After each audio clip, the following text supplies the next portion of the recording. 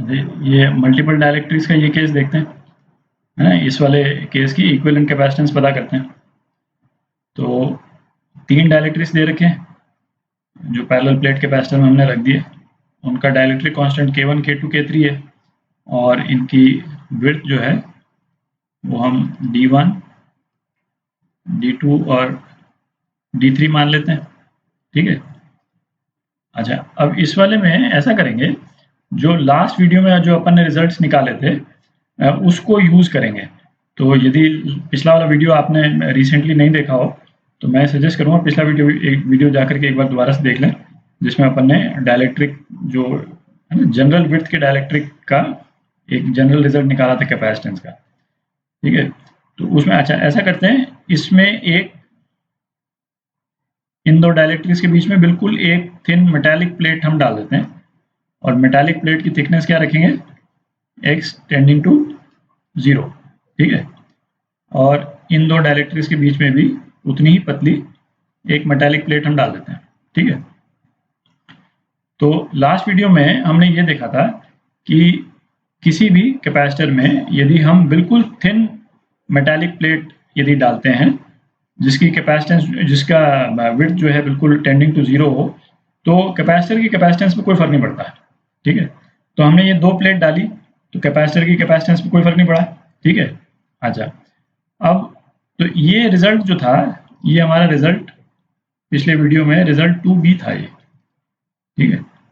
अच्छा, अब यदि रिजल्ट 2A हम यूज करें तो उस रिजल्ट में क्या था कि किसी भी कैपेसिटर में बीच में स्पेस में यदि हम कोई मेटल प्लेट डाल देते हैं तो मेटल प्लेट जो है वो कैपेसिटर को 2 या 3 कैपेसिटर्स में बाइफरकेट कर देगी, ठीक है।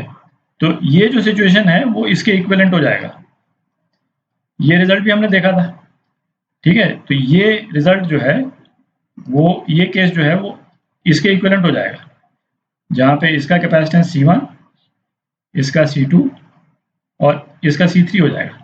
ये भी अपन देख चुके हैं, ठीक है। तो इसका जो इक्विवेलेंट डायग्राम यदि मैं बनाऊं तो इसका इक्विवेलेंट डायग्राम इस तरह से बनेगा।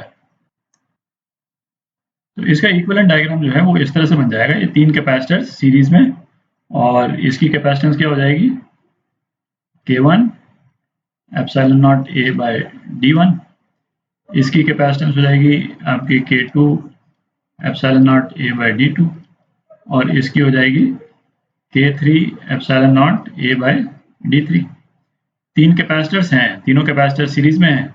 आपको मालूम ही है कि उसको सीरीज के में कैपेसिटर्स का इक्विवेलेंट कैपेसिटेंस कैसे निकालते हैं, तो इसको आप निकाल सकते हैं, ठीक है। अब मल्टीपल डायलेक्ट्रिक्स का ये वाला केस देखते हैं।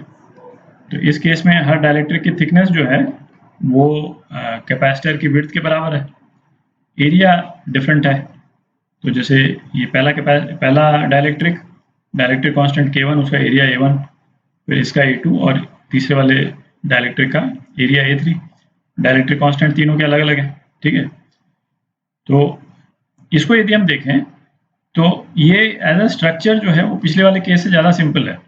सिंपल इन द सेंस कि हम इसमें देख सकते हैं, जैसे यदि मैं इन तीनों डायलेक्ट्रिक्स को इस लाइन से ही, मैं कोई मेटल प्लेट या कोई नहीं लगा रहा हूँ, इमेजिनरी लाइन है, उससे यदि मैं सेपरेट कर दूं तो ये तो मैं देख ही सकता हूँ कि जो पहला कैपेसिटर है वो दूसरे वाले कैपेसिटर से जुड़ा हुआ है, दिख रहा है भाई। ये तो ये जो प्लेट है कैपेसिटर की वो तो पहले कैपेसिटर से दूसरे कैपेसिटर तक जा ही रही है ना, वो सीधी जाए चाहे एक वायर के फॉर्म में इस तरह से जाए, उसे कोई फर्क तो पड़ता नहीं, ठीक है। It's the same thing.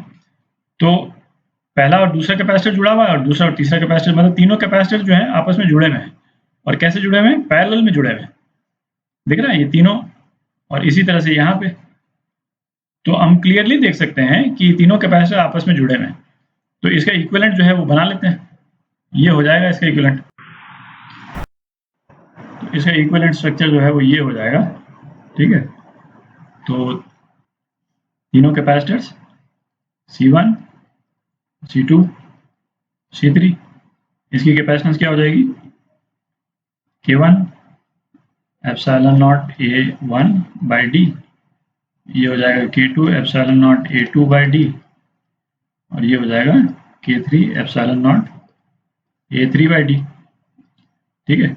और पैरेलल में कैपेसिटर्स की तो इक्विवेलेंट कैपेसिटेंस आपको निकालनी आती है, तो ये केस भी कर सकते हैं। ठीक है।